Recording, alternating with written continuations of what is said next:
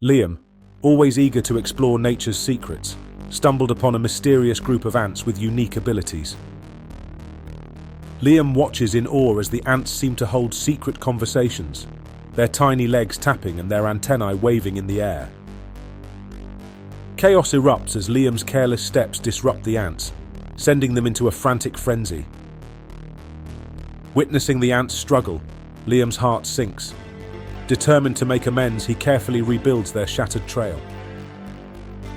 Liam's mind races with ideas, drawing inspiration from the ants' unity. With small stones and twigs, he creates pathways to guide the ants towards safety. Shoulder to shoulder, Liam and the ants face challenges head-on, their unwavering determination shining like a beacon in the dark. A new danger looms as a group of menacing beetles inches closer to the ants' beloved home, threatening to destroy everything they've built. Liam's voice rings with conviction as he hatches a plan, promising to protect his newfound friends from the looming beetle invasion. Teamwork intertwines like a symphony as Liam and the ants execute their strategy, with flawless precision. Triumph radiates through the air as the beetles retreat, defeated by the unity and strength of Liam and the ants.